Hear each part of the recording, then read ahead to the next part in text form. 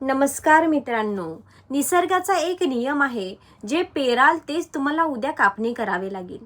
अनेकदा माणूस तरुणपणात रक्ताच्या उष्णतेमुळे किंवा पैशाच्या अहंकारामुळे अशा काही चुका करतो, ज्याचे परिणाम त्याला म्हातारपणात भोगावे लागतात.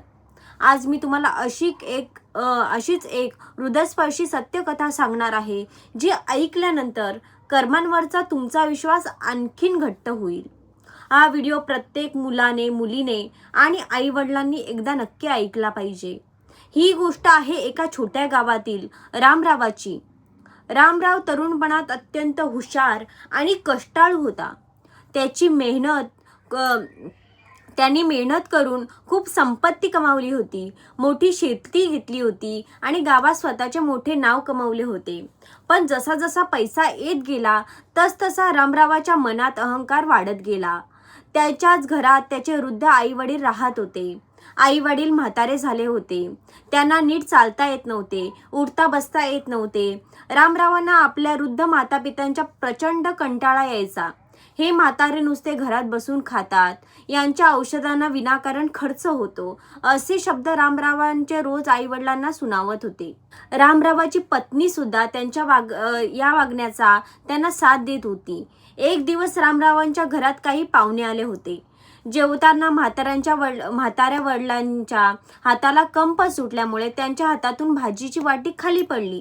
पाहुण्यांसमोर आपला अपमान झाला हे समजून रामराव प्रचंड संतापले.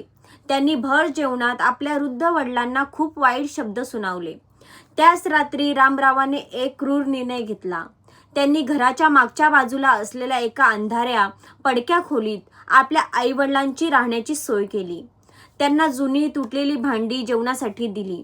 तुम्हाला नीट जेवता येत नाही, घरात घाण करता, म्हणून तुम्ही याच खोलीत राहायचे, असा हुकूम रामरावाने सोडला. वृद्ध आई वडिलांच्या डोळ्यातून अश्रू वाहत होते. त्यांनी त्या मुलाला लहानाचे मोठे केले. तोच मुलगा आज त्यांना कुत्र्यासारखे वागवत होता. काही महिन्यातच योग्य अन्न, औषध, प्रेमाअभावी त्या दोघा वृद्धांनी अत्यंत वेदनेने जीव सोडला. मरताना त्यांच्या मुखातून एकच शब्द निघाला, अरे रामा, आज आमची ही अवस्था केलीस, देव तुला कधीच सुखी ठेवणार नाही. तर मित्रांनो, रामरावांच्या या कृत्याकडे त्याचा लहान मुलगा अजय अत्यंत शांतपणे पाहत होता. काळ कधीच एका जागेवर थांबत नाही. दिवस गेले, वर्ष गेली. रामरावाचा मुलगा अजय आता मोठा झाला होता. त्याचे लग्न झाले होते आणि घराची सर्व सूत्रे अजयच्या हातात आली होती. दुसरीकडे रामराव आणि त्यांची पत्नी आता म्हातारे झाले होते. रामरावांचे शरीर आता थकले होते. त्यांचे हातपाय कापू लागले होते. तरुणपणातील तो ताठा, तो अहंकार आता शरीरासोबतच गळून पडला होता. एक दिवस रामराव हॉटेलमध्ये बसले होते. थकलेल्या हातांमुळे त्यांच्या हातातून पाण्याचा काचेचा ग्लास खाली पडला आणि फुटला. तेवढ्यातच अजय तिथे आला. त्याचा चेहरा रागाने लाल लाल झाला होता.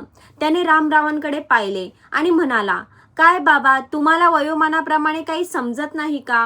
रोज काहीतरी नुकसान करता, घरात घाण करून ठेवता. अजयचे हे शब्द ऐकून रामरावांच्या अंगावर काटा आला. अचानक त्याला 30 वर्षापूर्वी तो दिवस आठवला, जेव्हा त्यांनी स्वतःच्या वडिलांना असे शब्द सुनावले होते.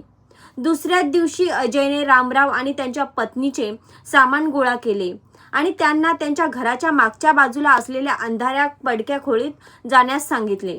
रामराव रडू लागले. अरे अजय, आम्ही तुझे आई वडील आहोत. या म्हातारपणात तू आम्हाला अंधाऱ्या खोलीत टाकणार का? अजय अत्यंत थंडपणे म्हणाला, बाबा, यात रडण्यासारखं काय आहे? तुम्हीच मला हे शिकवलं आहे. तुम्ही जेव्हा तरुण होता तेव्हा तुमच्या आई वडिलांना याच खोलीत ठेवले होते ना. मग आज तुम्हाला इथे राहायला काय अडचण आहे?